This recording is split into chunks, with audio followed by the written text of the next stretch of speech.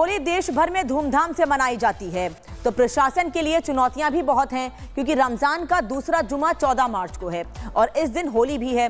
होली और जुमा एक साथ पड़ रहे हैं, तो संभल में पुलिस अभी से अलर्ट मोड पर है। लेकिन इसी बीच संभल के सीओ अनुज चौधरी ने ऐसा बयान दिया है जिसकी चर्चा खूब हो रही है।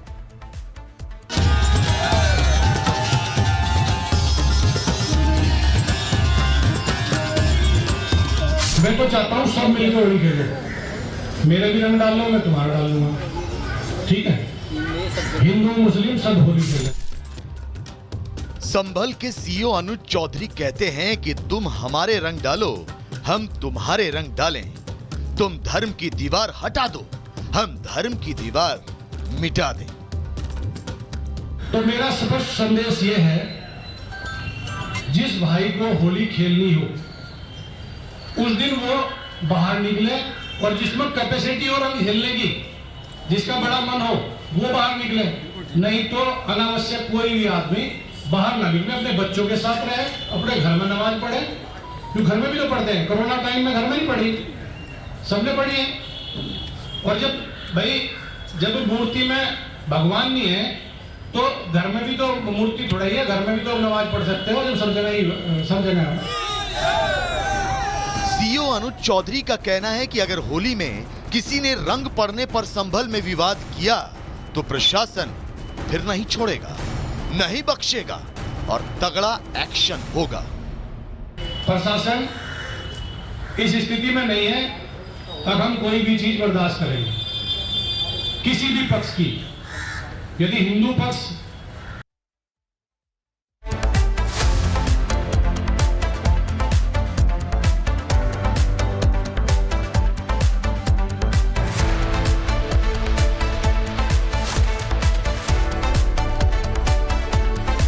तो संभल में होली को लेकर तैयारियां पूरी हैं।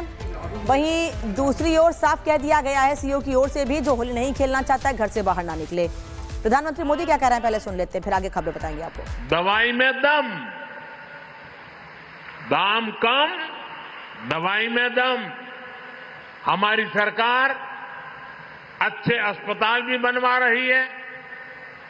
आयुष्मान योजना के तहत मुफ्त इलाज की सुविधा भी दे रही है और जन औषधि केंद्रों के जरिए सस्ती दवाएं भी दे रही है। हम सब ने अपने जीवन में देखा है, अस्पताल में इलाज के बाद भी लंबे समय तक दवाओं के खर्च का बोझ रहता है। ये बोझ कम हो, इसके लिए देश भर में 15,000 से ज्यादा जन औषधि केंद्रों पर 80% तक कम कीमत पर लोगों को दवाइयां मिल रही है। 80% डिस्काउंट। बोलो, दादरा और नगर हवेली, दमन और दीव के लोगों को भी करीब 40 जन औषधि केंद्रों का लाभ मिल रहा है। आने वाले समय में हम देश भर में 25,000 जन औषधि केंद्र खोलने का लक्ष्य लेकर के आगे बढ़ रहे हैं। जब से ये योजना शुरू हुई है तब से लेकर आज तक करीब 6,500 करोड़ रुपए की सस्ती दवाएं सरकार ने जरूरतमंदों को दी है। जन औषधि केंद्र खुलने से गरीब और मिडिल क्लास के 30,000 करोड़ रुपए से अधिक बचे हैं। जन औषधि केंद्रों की वजह से अनेक गंभीर बीमारियों का इलाज सस्ता हुआ है। ये इस बात का प्रमाण है कि हमारी सरकार सामान्य मानवीय की आवश्यकताओं को लेकर कितनी संवेदनशील है। साथियों, स्वास्थ्य से जुड़े इन महत्वपूर्ण विषयों के साथ ही मैं एक और अहम विषय उठाना रहा हूं। आप सब जानते हैं, आज जीवन शैली, उससे जुड़ी बीमारियां, लाइफस्टाइल डिसीज हमारे आरोग्य के लिए एक बड़ा खतरा बन रही है। एक ऐसी बीमारी है, मोटापा, ओबेसिटी। एक कुर्सी पर बैठ भी नहीं सकते। આજુબાજુ જોવાનું નહીં હો. નહીં તો પછી મેં કહ્યું એટલે બધા આજુબાજુ જોતે કે મારી બાજુમાં વધારે વજનવાળા કોણ બેઠા છે.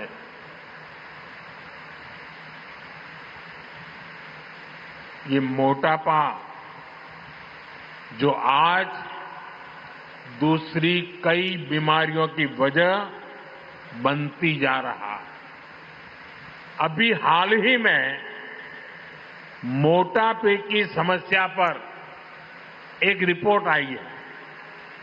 ये रिपोर्ट कहती है कि 2050 तक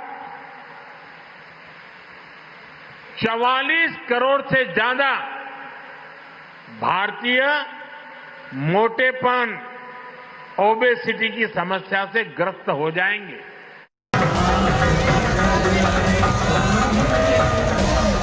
अब तो बारी इसी ब्रजभूमि की है. मथुरा, वृंदावन, बरसाना, गोकुल, नंदगांव, गोवर्धन, बलदेव.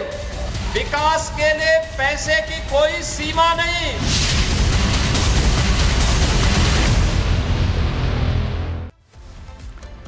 और वहीं बात उत्तर प्रदेश की, जहां पर उत्तर प्रदेश के मुख्यमंत्री योगी आदित्यनाथ ने जब बोलते हैं तो अपना एजेंडा वो बिल्कुल खुलकर क्लियर करते हैं. मुख्यमंत्री आज मथुरा के बरसाने में होली खेलने पहुंचे, मंदिर में पूजा पाठ किया और उसके बाद देश विदेश से पहुंचे हजारों लोगों के बीच फूलों की होली खेली. सीएम योगी ने खुद जहां फूल लेकर लोगों पर बरसाए और उसके बाद योगी ने जनसभा में बड़ा ऐलान किया. लोगों को संबोधित करते हुए योगी ने कहा कि अयोध्या काशी के बाद अब मथुरा की बारी है. सीएम ने कहा कि जैसे अयोध्या काशी को सजाया संवारा, वैसे ही मथुरा को भी संवारेंगे. और खास तौर पर क्योंकि आज लड्डू बार होली है, इसके बाद लठमार होली खेली जाएगी. ये भी देखने की जरूरत. अन्य तमाम विकास की योजनाओं के साथ हमने पहले जोड़ा है. 100 करोड़ की योजनाएं अभी हमारी चल रही हैं. और आज तो मैं आपको ये आश्वस्त करने के लिए आया हूं. चौधरी साहब ने जो बात यहां पे कही है, आदरणीय प्रधानमंत्री जी के नेतृत्व मार्गदर्शन में काशी की कायाकल्प हुई है. अयोध्या में प्रभु राम लला के 500 वर्षों के बाद विराजमान होने के अवसर पर अयोध्या को त्रेता युग की तरह फिर से सुंदरतम नगरियों में से एक बनाने का काम किया है. और अब जब महाकुंभ प्रयागराज के कार्यक्रम को सकुशल संपन्न करने के बाद अब हमें फुर्सत मिली है.